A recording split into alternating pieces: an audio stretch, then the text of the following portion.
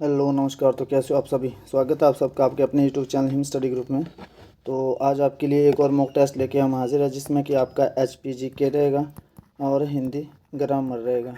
HPGK और Hindi grammar का ये मॉक टेस्ट है। और ये जो मॉक टेस्ट है आपके जितने भी अपकमिंग एग्ज़ाम है, चाहे वे HP पटवारी का हो या फिर फॉरेस्ट गार्ड का हो या फिर पुलिस का हो या अंतर कॉम्पिटिटिव एग्ज़ाम जिसमें आपका HPGK और हिंदी व्याकरण जो वो पूछा जाता है, तो उन सब के लिए ये जो मॉक टेस्ट है ये मोस्ट इम्पोर्टेंट रहने वाले हैं। बाकी आपको पता है कि आपकी HP पुलिस के फॉर्म अब जल्द ही भरने को स्टार्ट हो जाएंगे। जैसे आपका मानसून सत्र अब ख़त्म हो चुका है, तो आपके जो फॉर्म है वो कभी भी फिल हो सकते हैं। बाकी आपकी फॉरेस्ट गार्ड की वैकेंसी भी आपकी उम्मीद है कि कम शायद ये अक्टूबर या नवंबर या दिसंबर तक इसकी भी नोटिफिकेशन जो वो आउट हो सकती है। बाकी आपकी पटवारी की है वो आप अगले साल 2025 में ही लेके चलिए, ठीक है। तो अगला साल जब तीन की मंथ बचे हैं, तो 3 की मंथ है, उसके बाद आपके पटवारी का भी जो है मतलब सब प्रोसेस जो वो स्टार्ट हो सकता है। लेकिन आपके सबसे पहले जो वो HP पुलिस और फॉरेस्ट गार्ड, ठीक है, ये पहले हो सकती है। आपकी HP पुलिस की तो अब हो ही जाएगी इस साल से, मतलब इसकी प्रोसेस स्टार्ट हो ही जाएगी। लेकिन फॉरेस्ट गार्ड जो है इसमें आपका नवंबर तक आपकी नोटिफिकेशन देखने को मिल सकती है। बाकी स्टार्ट करते हैं आज का फर्स्ट क्वेश्चन। तो फर्स्ट क्वेश्चन आपका कि शूलिनी मेला किस ज़िले में लगता है।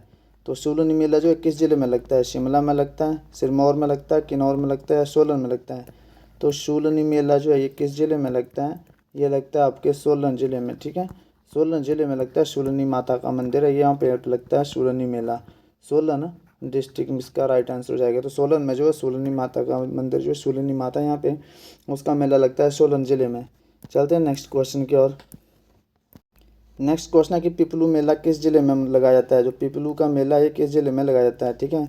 एक हो गया पिपलू मेला, ठीक है, और दूसरा हो गया बाबा भड़भाग सिंह का मेला, ठीक है, बाबा भड़भाग सिंह। ये दोनों मेले जो वो किस ज़िले में लगाए जाते हैं, ये आपके शिमला में होंगे, सिरमौर में, किन्नौर में या ऊना में। तो ये दोनों मेले जो आपके हिमाचल प्रदेश के ऊना डिस्ट्रिक्ट में लगते हैं, ठीक है। एक पिपलू मेला और एक बाबा भड़भाग सिंह का मेला, ये ऊना डिस्ट्रिक्ट में। चलते हैं नेक्स्ट क्वेश्चन की ओर। नेक्स्ट क्वेश्चन है कि युद्ध स्मारक कहाँ पर स्थित है। तो युद्ध स्मारक जो वो धर्मशाला में स्थित है, पालमपुर में, हमीरपुर में, सरहान में। तो युद्ध स्मारक है आपका, ये कहाँ पर स्थित है। तो ये जो स्थित है आपके धर्मशाला में।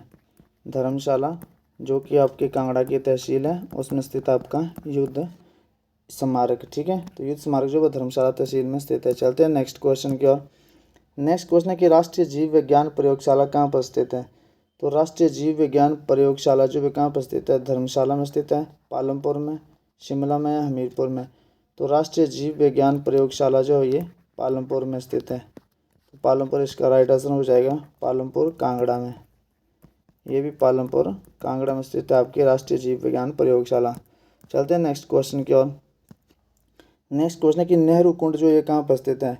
तो नेहरू कुंड जो है धर्मशाला में है, कुल्लू में, शिमला में या हमीरपुर में। तो नेहरू कुंड जो है ये मनाली में स्थित है, ठीक है, मनाली। और मनाली कौन सी डिस्ट्रिक्ट में पड़ती है, कुल्लू में। तो यहाँ पे ऑप्शन आपके पास कुल्लू है। अगर यहाँ पे मनाली भी दिया होता है और कुल्लू भी दिया होता है तो आप मनाली टिक करेंगे, ठीक है। लेकिन यहाँ पे आपको दे रखा है कि धर्मशाला नेहरू कुंड कहाँ पर स्थित है, तो ये जो वो कुल्लू डिस्ट्रिक्ट में जो वो स्थित है। चलते हैं नेक्स्ट क्वेश्चन की ओर। नेक्स्ट क्वेश्चन है कि बिनवा जल विद्युत परियोजना हिमाचल प्रदेश के किस जिले में स्थित है। तो बिनवा जल विद्युत परियोजना जो वो हिमाचल प्रदेश के कौन से ज़िले में स्थित है। तो ये आपकी हिमाचल प्रदेश के चंबा में है, कांगड़ा में, शिमला में या मंडी में। तो बिनवा जल विद्युत परियोजना, ठीक है। तो बिनवा जल विद्युत परियोजना जो है हिमाचल प्रदेश के कांगड़ा डिस्ट्रिक्ट में जो ये स्थित है। तो कांगड़ा इसका राइट आंसर हो जाएगा। चलते हैं नेक्स्ट क्वेश्चन की ओर। नेक्स्ट क्वेश्चन आपका कि भाभा जल विद्युत परियोजना, ठीक है, भाभा जल विद्युत परियोजना किस जिले में स्थित है। तो इम्पोर्टेंट क्वेश्चन है ये भी। भाभा जल विद्युत परियोजना तो ये चंबा में है, किन्नौर में, शिमला में या मंडी में। तो भाभा जल विद्युत परियोजना जो है ये हिमाचल प्रदेश के किन्नौर डिस्ट्रिक्ट में स्थित है, ठीक है, किन्नौर में। तो भाभा जल विद्युत परियोजना जो है ये किन्नौर डिस्ट्रिक्ट में जो है ये स्थित है। तो किन्नौर इसका राइट आंसर हो जाएगा। चलते हैं नेक्स्ट क्वेश्चन की ओर। नेक्स्ट क्वेश्चन है कि चमेरा जल विद्युत परियोजना हिमाचल प्रदेश के किस जिले में स्थित है। तो चमेरा जो ये कांगड़ा में, कुल्लू में, मंडी में या चंबा में। तो चमेरा जल विद्युत परियोजना है ये हिमाचल प्रदेश के चंबा डिस्ट्रिक्ट में स्थित है। ठीक है, हिमाचल प्रदेश के चंबा डिस्ट्रिक्ट में आपकी चमेरा जल विद्युत परियोजना जो वो स्थित है। चलते हैं नेक्स्ट क्वेश्चन की ओर। नेक्स्ट क्वेश्चन है कि हिमाचल प्रदेश की किस नदी की सर्वाधिक विद्युत उत्पादन क्षमता है। तो हिमाचल प्रदेश की कौन सी नदी है जिसकी सर्वाधिक विद्युत उत्पादन क्षमता है। तो ये आपकी यमुना है, ब्यास है, रावी है या सतलुज है। तो सतलुज नदी। ठीक है, जो सतलुज नदी है इसकी जो सर्वाधिक विद्युत उत्पादन की क्षमता किसकी है, सतलुज नदी की। चलते हैं नेक्स्ट क्वेश्चन की ओर। नेक्स्ट क्वेश्चन आपका कि नलवाड़ी मेले की मुख्य विशेषता क्या है। तो नलवाड़ी मेला जो है इसकी मुख्य विशेषता क्या है, इसमें क्या कहता है, बैलों के जोड़ों की पूजा की जाती है, घोड़ों और खच्चर का व्यापार किया जाता है, घोड़दौड़ के लिए फेमस है या बैलों की दौड़ के लिए। तो नलवाड़ी मेले में फेमस क्या है, इसमें क्या किया जाता है, बैलों के जोड़ों की पूजा की जाती है। ठीक है, बैलों के जोड़ों की पूजा की जाती है नलवाड़ी मेले में। ठीक है, तो नलवाड़ी मेले में क्या कहते हैं कि बैलों के जोड़ों की पूजा की जाती है। चलते हैं नेक्स्ट क्वेश्चन की ओर। ये आपका HPGK का था। अब आपका हिंदी व्याकरण जो है इसका सेशन स्टार्ट हो गया यहाँ से। तो जितने क्वेश्चन है 5 6 7 ये आपके हिंदी व्याकरण के रहेंगे। तो फर्स्ट क्वेश्चन आपका कि आज जन्म में कौन सा समास है। ठीक है, तो आज जन्म, इसमें समास पूछा गया है, कौन सा समास है, अव्ययी भाव समास है, तत्पुरुष समास है, द्वंद्व समास है, कर्मधारय समास है। तो आज जन्म, आ में क्या लगा हुआ, उपसर्ग। और आपको बताइए कि जहाँ भी उपसर्ग लगे हो आ, ठीक है, अनु आ जाए, यथा आ जाए, प्रति आ जाए, निर आ जाए, भर आ जाए, ये सारे उपसर्ग लगे हों। ठीक है, उपसर्ग लगे हों तो वहाँ पर आपका समास कौन सा होता है, अव्ययी भाव समास हो जाता है। कौन सा समास हो जाता है, अव्ययी भाव समास हो जाता है। जैसे यहाँ पे लगा अजन्म तो आ लगा आपके, जहाँ पे प्रतिदिन लिखा होता है तो प्रति उपसर्ग लगा होता है। ठीक है, भर पेट, भर लिखा है यहाँ पे भर पेट, तो भर पेट आ जाए आपका। तो यहाँ पे भी आपका समास कौन सा हो जाएगा, अव्ययी भाव समास हो जाएगा। यथा है तो यथाशक्ति आ जाए। ठीक है, यथाशक्ति आ जाए, तो यथाशक्ति में भी समास कौन सा आएगा आपका, यथाशक्ति। यथा उपसर्ग आ गया तो अव्ययी भाव समास। ठीक है, जहाँ भी आपके उपसर्ग आ जाए या फिर ये जो लिखे शब्द आ अनु यथा प्रति निर्भर ये उपसर्ग जाए तो वहाँ पे समास आपका अव्ययी भाव समास हो जाता है। चलते हैं नेक्स्ट क्वेश्चन की ओर। नेक्स्ट क्वेश्चन आपका कि मृग नयनी, मृग नयनी में समास कौन सा है, अव्ययी भाव, तत्पुरुष, द्वंद्व या कर्मधारय। अव्ययी भाव समास में आपको बता दिया कि इसमें क्या आता है आपके उपसर्ग। ठीक है, तत्पुरुष समास में क्या आता है आपका कारक विभक्तियाँ। ठीक है, कारक आते हैं। द्वंद्व समास में क्या आता है आपका योजक चिन्ह आता है।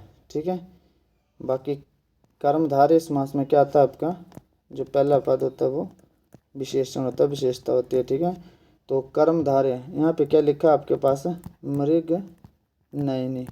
तो जब इसका कोई भी आपका समास दे रखा है उसका शब्द विग्रह कर लेना सबसे पहले। तो मृग नयनी में समास क्या होगा, जब इसका शब्द विग्रह करेंगे तो मृग के समान नयन। ठीक है, मृग के समान नयन। ठीक है, तो इसमें क्या विशेषता बताई गई है, तो ये समास जो है कर्मधारय समास हो जाएगा। चलते हैं नेक्स्ट क्वेश्चन की ओर। नेक्स्ट क्वेश्चन आपका ये निष्कपट में कौन सी संधि है। तो निष्कपट, पहले इसको तोड़ लेना अपना, निष्कपट। ठीक है, तो ये श कहाँ से आया, जैसे नि प्लस कपट करेंगे और यहाँ पे लगा देंगे विसर्गें। तो ये जो विसर्ग है जब इसको संधि विच्छेद को प्रॉपर शब्द में लिखेंगे तो ये निष्कपट बन जाता है। ठीक है, निष्कपट, निष्कपट। जब भी आप संधि करोगे तो पहले दो प्रॉपर शब्द बना लेने हैं जो बनते हैं। यहाँ क्या बन रहे हैं, नी बन रहा है एक और एक कपट बन रहा है। ठीक है, श तो आएगा नहीं, षटकोण बना। तो ये जो विसर्गें लग जाती है ये जब इसको शब्द में चेंज होता है तो ये षटकोण वाला श बन जाता है, निष्कपट। तो निष्कपट में संधि कौन सी हो जाएगी आपकी, विसर्ग संधि हो जाएगी। चलते हैं नेक्स्ट क्वेश्चन की ओर। नेक्स्ट क्वेश्चन है कि उल्लेख में कौन सी संधि है, स्वर संधि है, व्यंजन संधि है, दीर्घ संधि है, विसर्ग संधि है। तो उल्लेख, जब इसका संधि विच्छेद करेंगे तो ये बनेगा उत्तजमा लेख, उत्तजमा लेख। जहाँ पे डबल ल आ जाए, दोहरा ल आ जाए, वहाँ पे क्या होता है जो शब्द जो होता है एक ल जो होता है वो त में चेंज होता है। ठीक है, तो उत लेख, तो उत जमा लेख। और जहाँ भी उत के नीचे क्या हलंत लगेगा इसके नीचे, और जहाँ भी हलंत आ जाए वो संधि आपकी कौन सी संधि जाती है, व्यंजन संधि। ठीक है, जहाँ भी दोहरा ल आ जाए वहाँ पे जो होता है पहला ल जो आधा ल होता है वो तो में चेंज हो जाता है और उसका क्या रहता है हलंत। और जहाँ भी हलंत आ जाए आपका वो संधि जाती है आपकी व्यंजन संधि। चलते हैं नेक्स्ट क्वेश्चन की ओर। नेक्स्ट क्वेश्चन है कि य और श का उच्चारण स्थान क्या है। तो य और श का उच्चारण स्थान, तो इसका उच्चारण स्थान क्या है, कंठ हो जाएगा, मूर्धन्य, तालव्य या ओष्ठ्य। तो च हो गया, छ हो गया, ज हो गया, झ हो गया, अण्य हो गया। इन सब का उच्चारण स्थान क्या होता है, तालव्य। ठीक है, और य हो गया और श ये भी तालव्य में आते हैं, और ई और ई ये दोनों भी तालव्य में आते हैं। इन सब का उच्चारण स्थान क्या हो जाएगा, तालव्य। और ये वर्ग कौन सा आपका, च वर्ग, च वर्ग में आते हैं। ठीक है, तो य और श का उच्चारण स्थान क्या हो जाएगा, तालव्य हो जाएगा। चलते हैं नेक्स्ट क्वेश्चन की ओर। नेक्स्ट क्वेश्चन आपका कि श का उच्चारण स्थान क्या है, कंठ है, मूर्धन्य है, तालव्य है या ओष्ठ्य है। तो एक तो हो गया आपका री और एक हो गया षटकोण वाला स। इनका जो उच्चारण स्थान होता है मूर्धन्य होता है। और मूर्धन्य में और कौन कौन से आते हैं, ट, ठ, ड, ढ, अण्य। और ये किस में आते हैं, मूर्धन्य में आते हैं ये भी। और इसके साथ है री और षटकोण वाला स। और ये वर्ग कौन सा है, वर्ग आपका ट वर्ग। ठीक है, ट वर्ग। तो श का उच्चारण स्थान क्या है, श का उच्चारण स्थान जो आपका ये मूर्धन्य हो जाएगा। चलते हैं नेक्स्ट क्वेश्चन की ओर। नेक्स्ट क्वेश्चन है कि भाषा की सबसे छोटी इकाई क्या है। तो भाषा की सबसे छोटी इकाई शब्द है, व्यंजन है, स्वर है या वर्ण है। तो भाषा की सबसे छोटी इकाई जो है आपका वर्ण है। वर्ण जो वो भाषा की सबसे छोटी इकाई है। तो ये था आपका आज का सेशन जिसमें कि 70 क्वेश्चन थे। तो 70 में से आउट ऑफ आपके कितने ठीक होते हैं आपने कमेंट सेक्शन में कमेंट करके बताना है। बाकी आपके लिए मॉक टेस्ट ऐसे ही अपलोड होते हैं टाइम टू टाइम, शाम को 7:30 बजे अपलोड होते हैं। जब भी अपलोड होते हैं, जैसे एक दिन छोड़ के अपलोड होते हैं तो शाम को 7:30 बजे अपलोड होते हैं। तो आपने टाइम से वीडियो को वॉच आउट कर लेना है। और मिलते हैं नेक्स्ट सेशन में, तब तक के लिए जय हिंद, जय भारत।